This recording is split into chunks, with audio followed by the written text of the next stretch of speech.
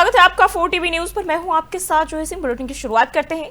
विकास नगर के ग्राम बालूवाला में एक ब्लड डोनेशन कैंप का आयोजन भारतीय सेना की याद में किया गया, जिसमें महंत इंद्रेश हॉस्पिटल ब्लड बैंक की टीम के साथ Indian red cross society state branch Uttarakhand ने ब्लड डोनेशन कैंप लगाया और इसमें लोगों ने बढ़ चढ़कर हिस्सा लिया। इस ब्लड डोनेट इस दौरान जो है वो किया गया और इस मौके पर कांग्रेस के पूर्व नेता प्रतिपक्ष प्रीतम सिंह भी पहुंचे और उनके साथ कांग्रेस के पूर्व जिलाध्यक्ष संजय किशोर, कांग्रेस के पूर्व सभासद नगर पालिका सम्मी प्रकाश भी मौजूद रहे। आपको बता दें कि मीडिया के कई पत्रकार साथियों ने भी इस दौरान ब्लड डोनेट किया, जिसमें वरिष्ठ पत्रकार अनिल दुबे, पत्रकार शैलेंद्र कुमार ने भी अपना ब्लड डोनेट किया। पूर्व नेता प्रतिपक्ष प्रीतम सिंह ने कहा कि ब्लड डोनेशन कैंप का आयोजन भारत की सेना की याद में लगाया गया है, जिसमें लगभग दोपहर तक 50 यूनिट एकत्रित किया गया ब्लड। और वहीं मीडिया के सवालों के जवाब देते हुए कांग्रेस नेता प्रीतम सिंह ने कहा कि मध्य प्रदेश के वर्तमान मंत्री और मुख्यमंत्री द्वारा कर्नल सोफिया कुरैशी और सेना के बारे में विवादित बयान दिया गया और हम उसकी निंदा करते हैं। हम भारत की सेना के साथ खड़े हैं। ऑपरेशन सिंदूर के तहत जिस तरीके से कार्य किया है, पूरा देश उसकी सराहना करने का काम कर रहा है। और मध्य प्रदेश के दो मंत्रियों ने जिस तरीके से सेना के परिप्रेक्ष्य में बात कही, इसकी कड़े शब्दों में हम निंदा करते हैं, भ्रष्टा करते हैं। सेना से बड़ा जो है देश का रक्षक कोई दूसरा हो नहीं सकता। और जिस तरीके से हमारी बहन जो सोफिया थी, उनके परिप्रेक्ष्य में बात कही गई, मैं समझता हूँ कि इस तरीके की सोच जो है इस देश को जो है पीछे ले जाने का काम। और एक प्रश्न तो उठता है सर, ऑपरेशन सिंदूर जो है, मैं समझता हूँ कि अपने मुकाम तक पहुँचना चाहिए था। अगर सेना को खुली छूट दी गई थी और बार बार जो है केंद्र की सरकार कहती है कि पाक ऑक्युपाइड कश्मीर को जो है हम लेके रहेंगे, तो इससे ज़्यादा सुनहरा मौका तो कोई दूसरा नहीं था। बलूचिस्तान की जो स्थिति है, इन विषम परिस्थितियों में भी अगर सेना को खुली छूट दी जाती तो हमारी सेना जो है बलूचिस्तान भी लेकर रहती। जिस तरीके से बांग्लादेश का और ऑपरेशन सिंदूर की सफलता के बाद देश भर में सेना के सम्मान में शौर्य यात्राएं निकाली जा रही है। देहरादून में भी बीजेपी महिला मोर्चा ने सेना को सम्मान देने के लिए सिंदूर यात्रा इस दौरान निकाली। संस्कृति, साहित्य और कला परिषद की बात करें तो उपाध्यक्ष मधु भट्ट ने इस दौरान जानकारी देते हुए बताया कि सिंदूर महिलाओं के सुहाग का प्रतीक है और भारतीय सेना ने ऑपरेशन सिंदूर के जरिए आतंक के खिलाफ जो शक्ति दिखाई, उसने पूरे देश का सिर गर्व से ऊंचा कर दिया और इसी भावना के तहत ये यात्रा निकाली जा रही है। देखिए, ऑपरेशन सिंदूर ये एक माननीय प्रधानमंत्री नरेंद्र मोदी जी का आभार और धन्यवाद करते हैं, जिस प्रकार से उन्होंने जो महिलाओं का जो एक बहुत ही अमूल्य उनका जो उनका श्रृंगार होता है सिंदूर, उसका नाम देकर और उन आतताइयों के ठिकानों पर वार करके उनको सैनिकों ने हमारी जो माताएं थी, बहनें थी, उनकी रक्षा के लिए जो उन्होंने जो बदला लिया, उसके लिए उन सैनिकों का आभार और धन्यवाद करने के लिए हमारी जो महिला मोर्चा की जो बहनें हैं, जो हमारी अन्य बहनें हैं, सभी लोग उन वीर सैनिकों का धन्यवाद करने के लिए ये जो तिरंगा यात्रा निकाल रही हैं और जो हमारे जो वीर भाई जो हमारे शहीद हुए हैं, उनके लिए श्रद्धांजलि स्वरूप जो है उनको श्रद्धांजलि भी अर्पित कर रही हैं। तो ये एक हमारे बहुत बड़े गौरव की बात है कि जो हमारा जो ऑपरेशन सिंदूर। बढ़ते आगे, मसूरी देहरादून मार्ग पर भट्टा गांव के पास सुबह बड़ा हादसा हो गया है। दो कारों की आमने सामने भिड़ंत में एक कार सड़क किनारे एक दुकान में जा घुसी, जिससे दुकानदार को भारी नुकसान हुआ। वहीं हादसे में एक शख्स घायल भी हुआ है। बताया जा रहा है कि देहरादून से मसूरी जा रही कार गलत दिशा में चल रही थी और इससे यह टक्कर हुई है। पूरी घटना पास के होटल में लगे सीसीटीवी कैमरे में कैद हो गई। मसूरी पुलिस ने दो कारों को जब्त कर लिया है और मामले की जांच की जा रही है।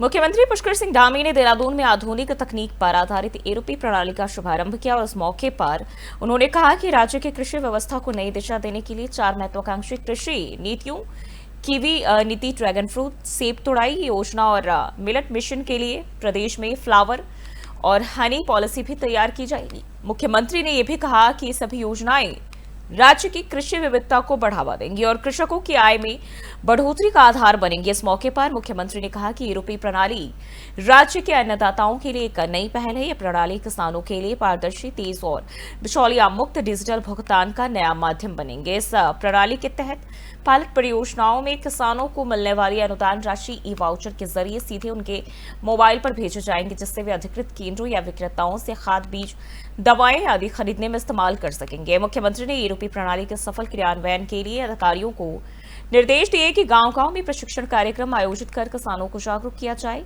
ताकि वह इस तकनीक का समुचित लाभ उठा सके।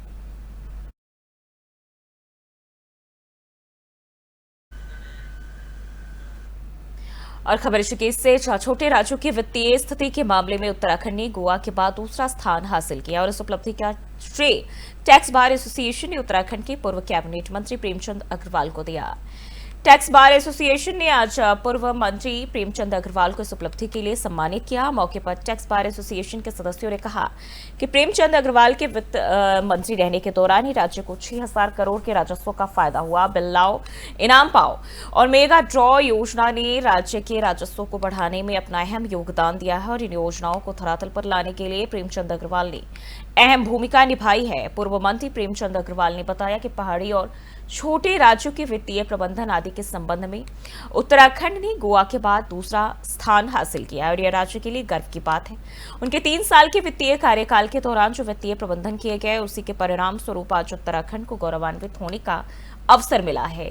उत्तराखंड के मुख्यमंत्री पुष्कर सिंह धामी के नेतृत्व में भविष्य में राज्य में पहले नंबर पर राज्य एक दिन आएगा, ऐसी उम्मीद की जा रही है। डॉक्टर अग्रवाल ने बताया कि असम, सिक्किम, हिमाचल प्रदेश, नागालैंड, मणिपुर, अरुणाचल प्रदेश आदि राज्यों की रैंकिंग उत्तराखंड से पीछे और यह हमारे प्रदेश के लिए गर्व का क्षण है। साथ ही बताया कि उपलब्धि राज्य के मजबूत वित्तीय अनुशासन, पारदर्शी प्रशासन और विकासोन्मुख नीतियों का परिणाम है। रीज़न यही रहा कि अथक प्रयासों के कारण अपना जो हमारा, क्योंकि वित्तीय प्रबंधन वाली जो बात आई है कि हमारी उत्तराखंड स्टेट का वित्तीय प्रबंधन इतना अच्छा था कि जिसके फलस्वरूप हमने पीछे 15-16 स्टेट्स को छोड़ के हम नंबर 2 की पोजीशन पे आ गए और आगे भी प्रयास यही रहेगा। जो हमारी सरकार है उसका यही प्रयास है कि हम नंबर 1 उत्तराखंड के अंदर और उत्तराखंड क्या देश के अंदर आए, जो छोटे राज्य हैं हमारे देश के। सबसे पहले तो मैं उत्तराखंड वासियों को बहुत बधाई दे रहा हूं और अपने यशस्वी मुख्यमंत्री आदरणीय पुष्कर सिंह धामी जी का अभिनंदन कर रहा हूं, जिनके मार्गदर्शन में हमारा वित्त विभाग को एक बहुत बड़ी उपलब्धि हासिल हुई है। एक सर्वे में गोवा के बाद जो छोटे राज्य हैं उसमें उत्तराखंड को दूसरा नंबर प्राप्त हुआ है। अनेकों बढ़ते हैं आगे। धर्मनगरी हरिद्वार में विधायक मदन कौशिक तिरंगा शौर्य सम्मान यात्रा ऑपरेशन सिंदूर की शानदार सफलता का उत्सव मनाने और हमारे वीर सैनिकों के अदम्य साहस, शौर्य, पराक्रम को नमन करने का एक अवसर मिला और आज हम सभी नगरवासी इस शौर्य यात्रा के साक्षी बनते हुए गर्व महसूस कर रहे हैं और इस ऑपरेशन में यह दिखा दिया कि अगर कोई भारत की ओर आंख उठाकर देखेगा तो उसके इस तरह अंजाम भुगतना पड़ेगा। रानीपुर विधायक आदेश चौहान ने कहा कि देश के प्रधानमंत्री नरेंद्र मोदी के सफल मार्गदर्शन और नेतृत्व में प्रत्येक देशवासी अपने आप को सुरक्षित महसूस कर रहा है।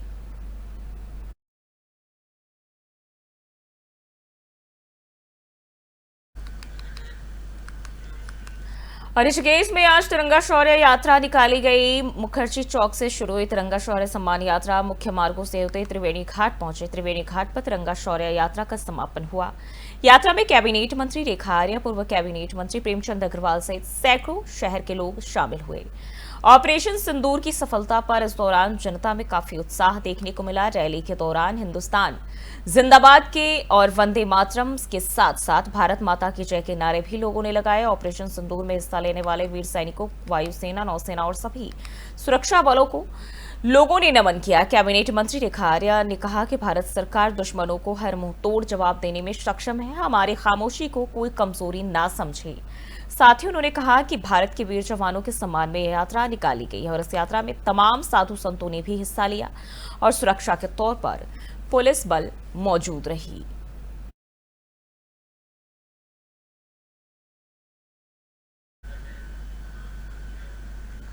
बढ़ते आगे, खबर विकासनगर से है, जहां इन दिनों पशुआदून क्षेत्र के सेलाकुई सिंगनीवाला चांदनी चौक में कृषि भूमि की जमीनों पर प्रॉपर्टी डीलर्स की नजर गड़ी हुई है और अवैध प्लॉटिंग कर जमीन की खरीद फरोख्त का कारोबार तेजी से पशुआदून में फल फूल रहा है। लोग खुद के आशियाने की उम्मीद में नियमों को ताक पर रखकर की गई प्लॉटिंग खरीद रहे हैं। वहीं आपको बता दें कि अवैध प्लॉटिंग के मसले पर कोई ठोस कार्रवाई जिला प्रशासन और एमडीडीए विभाग की ओर से नहीं की जा रही है। इसमें एमडीडीए विभाग की मिलीभगत होने का भी अंदेशा जताया जा रहा है। आपको बताते चलें कि शहर की आबादी दिनों दिन बढ़ती जा रही है और ऐसे में लोग खुद के आशियाने के लिए जमीन की खाक छान रहे हैं। प्रॉपर्टी डीलर्स इसका फायदा उठा रहे हैं। डीलर्स पहले तो गांव सहित शहर की जमीन की खरीद फरोख्त करते हैं और इसके बाद किसानों की खरीदी गई कृषि भूमि पर अवैध प्लॉटिंग भी की जाती है और उसे फिर बेच दिया जाता है। मोटी कमाई के लिए दलाल सारे नियम कायदों की धज्जियां उड़ा रहे हैं। जमीन की खरीदारी और बिक्री हर दिन लगातार हो रही। ज्यादातर प्लॉटिंग वाली जमीन डीलर्स के माध्यम से ही बिक रही है। वहीं प्लॉट को खरीदने वाले भी बाद में परेशानी में फंस रहे हैं।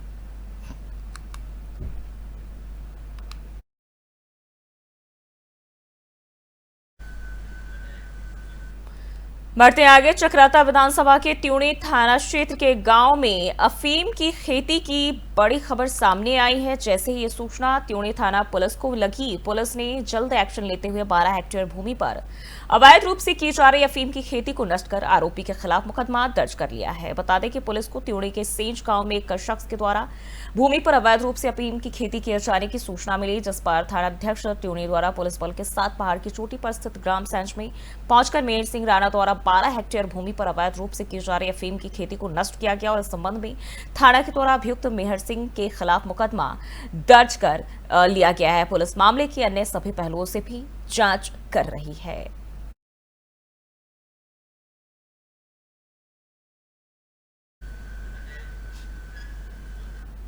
बढ़ते आगे, मसूरी में शनिवार की देर शाम को मसूरी कोलू खेत के पास एक जीप अनियंत्रित होकर सड़क पर पलट गई, जिससे उसमें आग लग गई। जीप में आग लगने से सड़क के दोनों ओर वाहनों का लंबा जाम लग गया, जिससे लोगों को भारी परेशानियों का सामना करना पड़ा। वही घटना की जानकारी मिलते ही मसूरी पुलिस, फायर सर्विस और 108 एम्बुलेंस मौके पर पहुंची और फायर सर्विस के जवानों के द्वारा जीप में लगी आग पर काबू पाकर क्षतिग्रस्त जीप को सड़क किनारे किया गया, जिसके बाद यातायात फिर से सुचारू हुआ। मसूरी कोतवाल सतीश कुमार ने बताया कि मसूरी कोलू खेत पुलिस चौकी से लगभग 1 किलोमीटर पहले देहरादून की तरफ एक जीप सड़क पर अनियंत्रित होकर पलट गई, जिसमें आग लगी है। और उन्होंने बताया कि जीप में 2 शख्स चालक जसविंदर और अनिल कुमार सवार थे, जिन्हें मामूली चोटें आई हैं, जिनको इलाज के लिए मसूरी उप जिला चिकित्सालय भेजा गया और फायर सर्विस के जवानों के द्वारा जीप में लगी आग बुझा दिया गया है। साथ ही उन्होंने कहा कि मामले की जांच की जा रही है।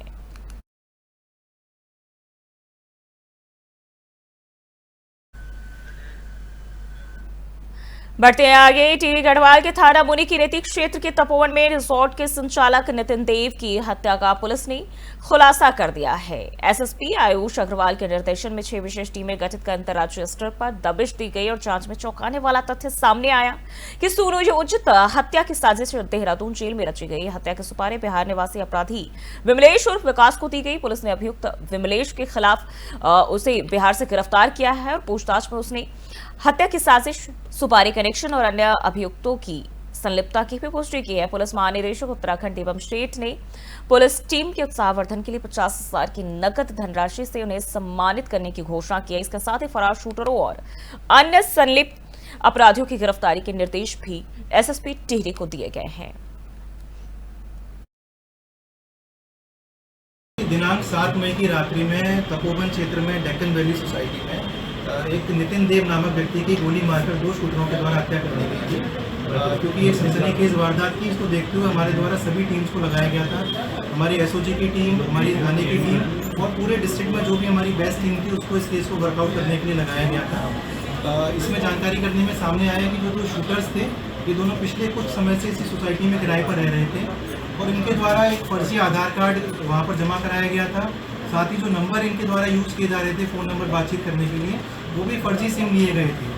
साथ ही ये लोग इतना ज़्यादा प्रोफेशनली अवेयर थे कि इनके द्वारा हर जगह जब भी घर से बाहर निकल रहे थे, फ्लैट से बाहर निकल रहे थे, तो मास्क और सीसीटीवी लगाकर निकल रहे थे। तो इस प्रकार इनकी कोई भी पहचान, आइडेंटिटी, इनकी फ़ोटो मिलना बहुत ही मुश्किल हो गया था। इसमें हमारे द्वारा अलग अलग टीमों का गठन किया गया। सीसीटीवी के माध्यम से जब ये घटना के बाद में स्कूटी लेकर भागे थे उसको भी पीछा किया गया कि अलग अलग टीमों में। दिनांक 7 मई की रात्रि में तपोवन क्षेत्र में डेक्कन वैली सोसाइटी में एक नितिन देव नाम बढ़ते हैं आगे। चारधाम यात्रा और मानसून सीजन के दौरान आपदा और आपातकालीन स्थिति से निपटने के लिए देहरादून में 108 आपातकालीन सेवा के कर्मचारियों को ट्रॉमा केयर प्रशिक्षण दिया गया। यह प्रशिक्षण राष्ट्रीय स्वास्थ्य मिशन के तहत दिया गया। विशेषज्ञों ने एम्बुलेंस कर्मचारियों को किसी भी आपात की स्थिति से निपटने के गुर सिखाए और इस प्रशिक्षण शिविर में सभी जिलों के एएमटी ऑनलाइन माध्यम से जुड़े। प्रशिक्षण में 108 आपातकालीन कर्मचारियों को अलग अलग दुर्घटना से संबंधित चोटों और उनके शुरुआती इलाज के बारे में जानकारी दी गई। इस दौरान दुर्घटना के समय बरती जाने वाली सावधानियों और दुर्घटनाग्रस्त मरीज के सुरक्षित परिवहन के विषय में भी जानकारी दी गई।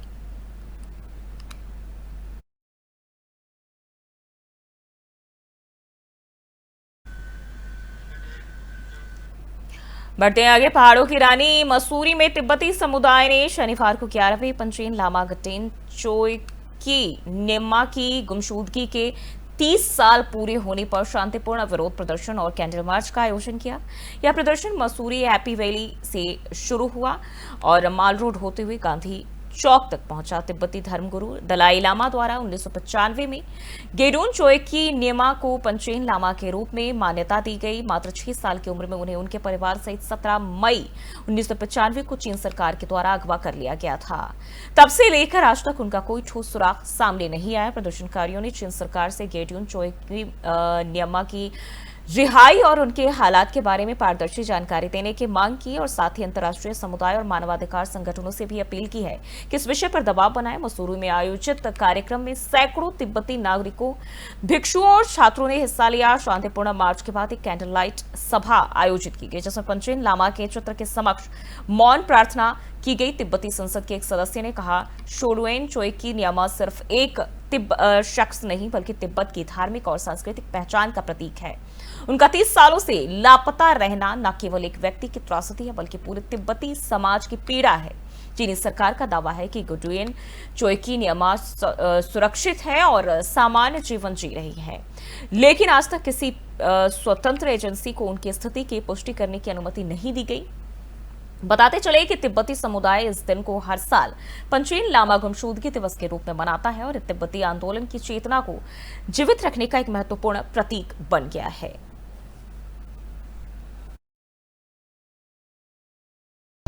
जो बहुत से लोगों को पता नहीं है, जैसे हम अभी प्रदर्शन कर रहे हैं, पीसफुल प्रोसेशन जब चल रहा था तो जैसे हम जाते जाते लोग पूछ रहे हैं कि बच्चा खो गया है, क्या है, बहुत से लोगों को पता नहीं है। पर हम बताना चाहते हैं कि ये हमारा जो है दलाई लामा जी के नीचे जो सबसे बड़े गुरुजी है वो है पंचेन लामा जी।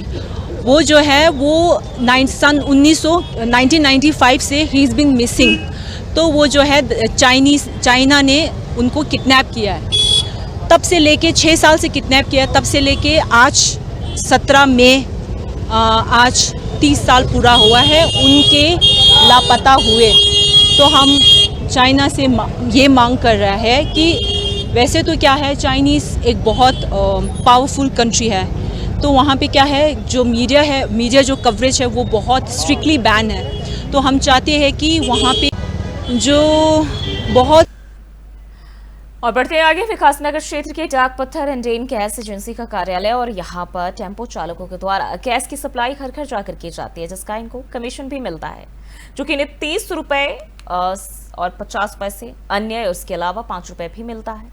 वहीं सभी टेम्पो चालक गैस एजेंसी के कार्यालय के बाहर एकत्रित हुए और जमकर प्रदर्शन किया। इनका आरोप है कि गैस एजेंसी के इंचार्ज के द्वारा उनके साथ अभद्र व्यवहार किया जाता है और गाली गलौज किया जाता है। इनको निकालने की साजिश भी जो है एजेंसी संचालक के द्वारा की जा रही है। उन्होंने बताया कि ठेकेदार के द्वारा जो पैसा पीछे से आता है उसमें भी गड़बड़ी की जाती है और कई अन्य आरोप में टेम्पो संचालकों के द्वारा गैस एजेंसी के इंचार्ज पर आरोप लगाए गए।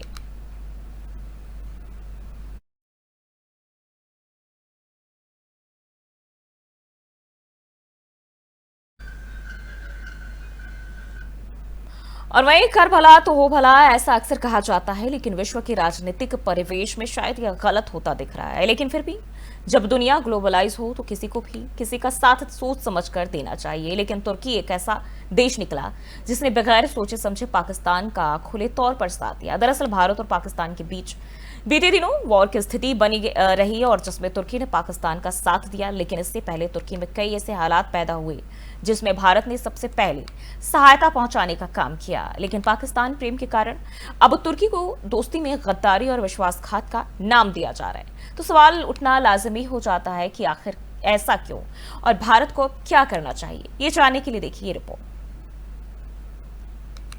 भारत और पाकिस्तान के बीच बीते 4 दिनों वार की स्थिति बनी रही। दोनों ही देश एक दूसरे पर ड्रोन से हमले कर रहे थे और इसी बीच खबर आती है कि पाकिस्तान को हमले के लिए ड्रोन तुर्की के द्वारा भेजे गए हैं। गौरतलब है कि तुर्की को भारत के द्वारा कई बार सहायता दी गई है, जिसके बाद से ही तुर्की के इस पड़ाव को दोस्ती में गद्दारी और विश्वासघात का नाम दिया गया है। अब स्थिति बहिष्कार तक जा पहुंची है। बता दें कि फलों के बहिष्कार के बाद पर्यटकों ने बहिष्कार करना शुरू कर दिया है। तुर्की की अर्थव्यवस्था को भारतीय पर्यटकों से बड़ा योगदान मिलता है। इसी बीच सैकड़ों भारतीय ने तुर्की और अजरबैजान की यात्रा रद्द कर दी है। इस बारे में मिली जानकारी के मुताबिक लगभग 6 दिनों में ही भारत की ओर से 50% से ज्यादा बुकिंग कैंसिल हो गई। लोगों का कहना है कि हम अपने देश और आर्मी के साथ खड़े हैं। इसके अलावा हम तुर्की और अजरबैजान में जाने वाले बुकिंग कैंसिल का भी पूरी तरह से समर्थन करते हैं। वहीं सिंगर विशाल मिश्रा का कहना है कि अब वे भी तुर्की और अजरबैजान में शो नहीं करेंगे और इससे साफ पता चलता है कि भारत की जनता पूरी मजबूती के साथ अपनी सेना और सरकार के साथ खड़ी है। वह इस मामले में बढ़ते विवाद के बाद तुर्की के डिपार्टमेंट ऑफ टूरिज्म अंकारा की तरफ से सफाई दी जाने लगी है कि हमारी जनता को इसके बारे में पता नहीं था कि भारत और तुर्की के बीच आखिर क्या चल रहा है। यह बेहद ही हास्यास्पद है कि एक देश की सरकार इतने बड़े युद्ध में शामिल होने जा रही है और देश की जनता को इसके बारे में पता नहीं। वित्त वर्ष 2023-24 में भारत ने तुर्की से 2482 वस्तुओं का आयात किया और ये आयात कुल मिलाकर 3.78 बिलियन अमेरिकी डॉलर का हुआ। भारत के द्वारा तुर्की से कई चीजें आयात किए गए। इनमें नमक और प्लास्टरिंग सामग्री 235 मिलियन अमेरिकी डॉलर, खनिज ईंधन और तेल 1.8 बिलियन अमेरिकी डॉलर, परमाणु रिएक्टर और पुर्जे 311 मिलियन अमेरिकी डॉलर, प्राकृतिक और कीमती मोती 132 मिलियन अमेरिकी डॉलर, पशु उत्पाद 149 मिलियन अमेरिकी डॉलर आदि शामिल है। और अगर भारत ट्रेड पर रोक लगाता है तो इसका तुर्की पर गहरा प्रभाव पड़ सकता है। जबकि युद्ध के हालात के दौरान तुर्की के सोंगर ड्रोन की काफी चर्चा हुई थी कि तुर्की ने पाकिस्तान को सोंगर ड्रोन्स भेजे हैं। और अगर इस ड्रोन के बारे में बात करें तो आपको बताते चले, ये ड्रोन एक प्रकार का सस्ता ड्रोन है जिसमें 4 रोटर लगे हैं। यह हवा में उड़ने वाला एक लड़ाकू विमान है। इसका वजन 45 किलो तक होता है। यह अपने साथ 9 किलो तक का भार ले जा सकता है, 25 मिनट तक हवा में उड़ सकता है और समुद्र तल से 3000 मीटर ऊपर तक उड़ सकता है। लेकिन जमीन से 300 मीटर ऊपर तक ही उड़ना सुरक्षित है। यह जीपीएस और ग्लोनास दोनों से रास्ता खोज सकता है। यह अपने आप में भी उड़ सकता है और इसमें रिमोट से भी कंट्रोल किया जा सकता है। इसमें मिशन की प्लानिंग की जा सकती है और उड़ान के दौरान भी बदलाव किए जा सकते हैं। अगर सिग्नल खो जाए या बैटरी कम हो जाए तो यह अपने आप ही वापस आ सकता है। लेकिन ज्यादातर इसे डिफेंस सिस्टम का ध्यान भटकाने के लिए इस्तेमाल में लाया जाता है। इससे भारत को कोई नुकसान नहीं पहुंचा है, लेकिन अब भारत को भी कठोर और स्पष्ट कदम उठाने की आवश्यकता है। जो देश इस तनावपूर्ण स्थिति में बिना सच झूठ का विश्लेषण किए पक्षपातपूर्ण रवैया अपना रहे हैं, उनके खिलाफ भारत को सख्ती दिखानी चाहिए। अंतर्राष्ट्रीय मंच पर भारत को अपनी स्थिति मजबूती से रखनी होगी और यह स्पष्ट करना होगा कि वह किसी भी तरह के दबाव या पक्षपात को स्वीकार नहीं करेगा। राष्ट्रीय सुरक्षा और संप्रभुता से जुड़े मुद्दों पर कोई समझौता नहीं किया जा सकता है। भारत को अब रणनीतिक, कूटनीतिक और आर्थिक स्तर पर प्रभावी प्रतिक्रिया देनी होगी ताकि भविष्य में ऐसी हरकतें दोहराई। भारत और पाकिस्तान के बीच बीते 4 दिनों वार की स्थिति बनी रही। दोनों ही देश एक दूसरे पर ड्रोन से हमले कर रहे थे और इसी बीच खबर आती है कि पाकिस्तान को हमले के लिए ड्रोन तुर्की के द्वारा भेजे गए हैं। गौरतलब है कि तुर्की को भारत के द्वारा कई बार सहायता दी गई है, जिसके बाद से ही तुर्की के इस पड़ाव को दोस्ती में गद्दारी और विश्वासघात का नाम दिया गया है। अब स्थिति बहिष्कार तक जा पहुंची है। बता दें कि फलों के बहिष्कार के बाद पर्यटकों ने बहिष्कार करना शुरू कर दिया है। फिलहाल के लिए इस बुलेटिन में बस इतना ही। देश और दुनिया की तमाम खबरों के लिए देखते रहिए 4 TV न्यूज।